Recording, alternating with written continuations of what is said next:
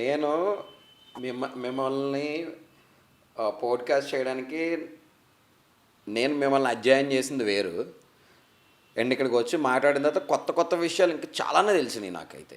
ఏం తెలిసింది బ్రో? అంటే నేను నేను నాకు ఎంతవరకు తెలుసు, మీరు సెక్యూరిటీ గార్డ్ కింద చేశారు, అక్కడ గొడవ అయింది, ఆ గొడవను మనసులో పెట్టుకుని ఈ స్టేజ్కి ఇప్పుడు వచ్చారు, ఇన్ని ప్రో కబడ్డీ అని ఇదని అదని చేశారు, సీసీఎల్ చేస్తారు, ఎంతవరకు తెలుసు.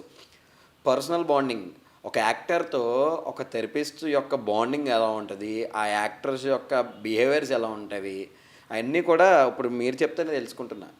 అంటే ఒకటి చెప్తాను బ్రో, మీరు ఉదయాన్న లేవగానే గాడ్కి థ్యాంక్ యూ చెప్పండి బ్రో, అంతే నేను ఎక్స్పెక్ట్ చేసేది.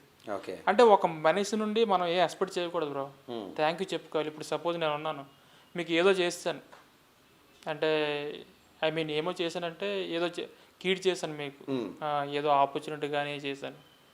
చేసిన తర్వాత మీరు రివెంజ్ తీసుకోకూడదు, ఇంకా ఓకే అయిపోయింది వదిలేద్దాం.